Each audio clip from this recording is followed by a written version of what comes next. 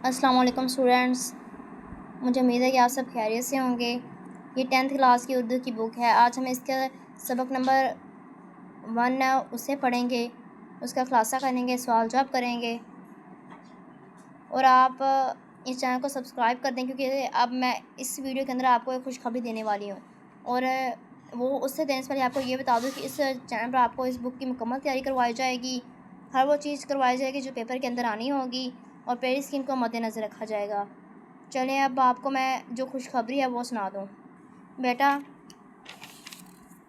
تو خوشخبری یہ ہے کہ جو یہ سبق دیے ہوئے ہیں ان کے آگے مصنف کا نام لکھا ہوا ہے، اور ان کا تعارف بھی لکھا ہوتا ہے ایک پورے پیج کے اوپر، وہ بھی دکھاتی ہوں اور اس کے متعلق بتاتی ہوں کیا بات ہے۔ حمد کا یہ جو مصنف ہے اس کا بھی پورا تعارف اس میں بک میں باقاعدہ بتایا گیا ہے کہ اس تعارف میں سے نہ تو کوئی MCQs آئے گا اور نہ ہی کوئی سوال پوچھا جائے گا۔ اب آپ کو یقین تو امید ہے بھئی کہ بچے ہیں، آپ یقین کہاں سے ہوگا اس بات کا، تو آپ کو اس لیے تحریری طور پر لکھا ہوا بھی دکھا دیتی ہوں میں۔ یہ دیکھیں اسٹوڈینٹس، ضروری نوٹ کے اندر ہر سبق کے آغاز میں اس کے مصنف شاعر کا مختصر تعارف دیا گیا ہے۔ اس کا مقصد صرف پس منظری علم فراہم کرنا ہے۔ یہ تعارف کسی بھی صورت اور کسی بھی انداز میں اسکول، کالج اور بورڈ کے کسی ٹیسٹ یا امتحان کے کسی بھی سوال کا حصہ قطع نہیں ہوگا۔ اس سے یہ ظاہر ہو گیا ہے کہ نہ تو اس سے کوئی MCQs آئے گا، نہ ہی سوال آئے گا۔ اور بیٹا غور کرنے کی بات ہے کہ جو 9th کلاس ہے اس کے اندر بھی MCQs یا کوئی سوال بھی مصنف کے جو تعارف اس میں سے نہیں پوچھا گیا تھا، اور 9th کلاس کے اندر بہت سے بچوں نے بہت تیاری کی تھی اس تعارف کی، اس میں سے MCQs آئیں گے اور ان کا بہت زیادہ وقت ضائع ہوتا تھا۔ تو اب باقاعدہ تو ہمیں بتا دیا گیا، تو ہمیں اپنا وقت ضائع کرنے کی کوئی ضرورت نہیں ہے۔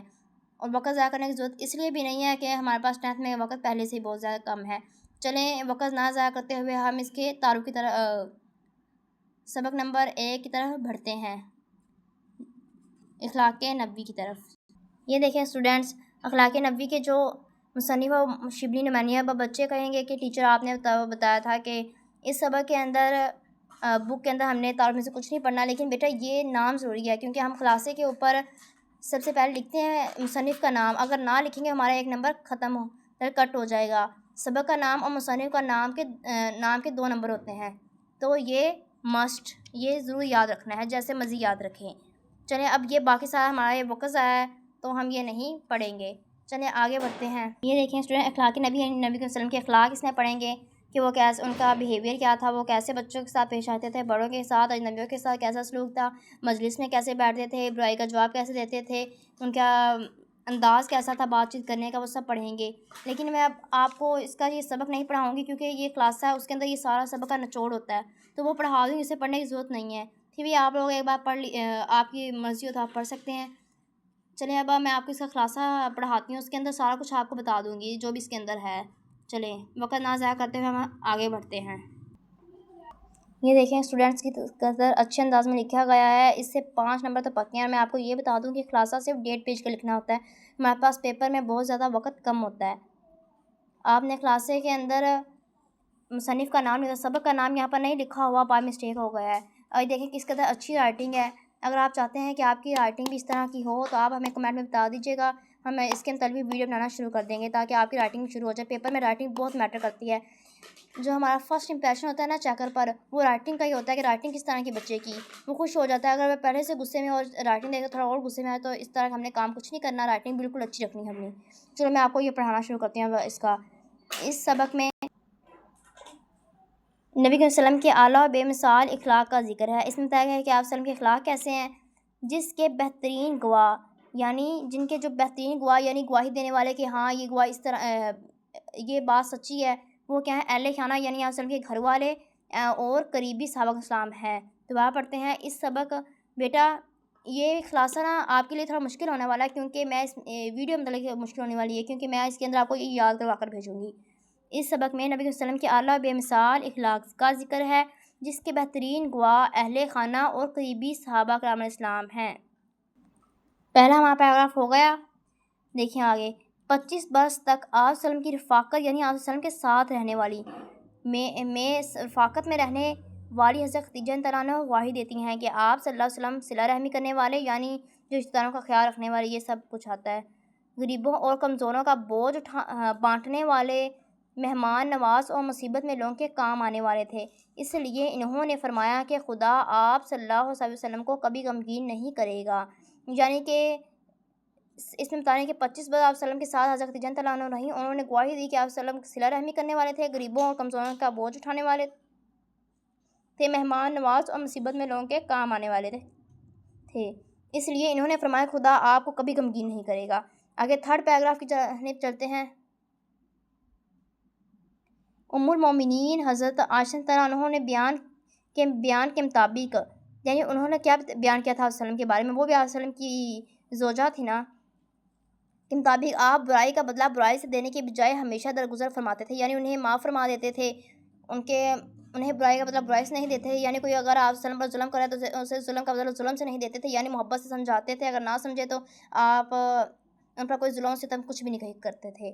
جب دو باتوں میں اختیار دیا جاتا ہے، یعنی کوئی دو کام ہوتے ہیں، جیسے کسی جنگ میں جانا، غزوے میں جانا ہے، اور وہاں پر دو باتیں، یعنی کہ آپ وسلم یا یہ کر لے یا یہ کر لے، تو آپ وسلم جو آسان کام ہوتا ہے وہ کرتے ہیں۔ اس سے ظاہر ہوتا ہے کہ ہمیں آسان کام ہمیشہ چننا چاہیے، نہ کہ وہ کام جو ہم سے ہو نہ سکے اور ہمارے لیے مشکل ہو، ہمیشہ آسان کام کو چنیں۔ دو باتوں میں اختیار ہوتا تو آپ آسان کام کو چنتے تھے، آپ نے کبھی کسی سے ذاتی انتقام نہ لیا، یعنی آپ وسلم نے کبھی اپنی ذات کے لیے، یعنی کہ اگر آپ وسلم کی کسی سے دشمنی ہے اپنی ذات کے لیے، تو آپ نے کبھی انتقام نہیں لیا سوائے اس کے کہ اللہ کے احکام توڑے جائیں، یعنی اللہ تعالیٰ کے جو ہم پر احکام کیے ہیں کہ اپنی زندگی اس طرح گزارے، یہ وہ سارے انہیں اسے ایک بار دوبارہ پڑھتے ہیں پیراگراف کو۔ ام المومنین حضرت عائشہ صدیقہ رضی اللہ عنہا کے بیان کے مطابق آپ برائی کا بدلہ برائی سے دینے کی بجائے ہمیشہ درگزر فرماتے تھے، جب دو باتوں میں اختیار دیا جاتا تو آپ آسان کام کو چنتے تھے، آپ صلی اللہ علیہ وسلم نے کبھی کسی سے ذاتی انتقام نہ لیا سوائے اس کے کہ اللہ کے احکام توڑے جائیں۔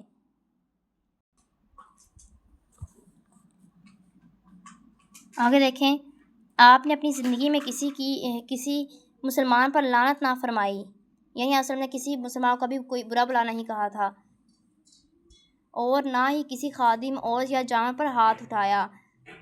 گھر میں آپ مسکراتے رہتے، یعنی مسکراتے رہتے، کبھی غصے والا موڈ نہیں تھا، جیسے اب یہاں پر ہوتا ہے کہ اگر ٹیچر بھائی سے غصے سے آیا کلاس میں، بچے تھوڑا شور کر رہے ہیں تو اپنا سارا غصہ ہم پر اتار دیں گے، اور اگر بچے پیپر کے بارے میں سیریس تو آ کر مزاحیہ باتیں کرنا شروع کر دیں گے، تو ہم آپ وسلم کے ہمیشہ یعنی سنت کے الٹ چلتے ہیں، آپ وسلم ہمیشہ مسکراتے رہتے، گفتگو ٹھہر ٹھہر کر فرماتے ہیں تاکہ سننے والے کو یاد ہو جائے، یعنی جو اگر کوئی یاد رکھنا چاہتا ہے تو اسے اچھی طرح یاد ہو جائے۔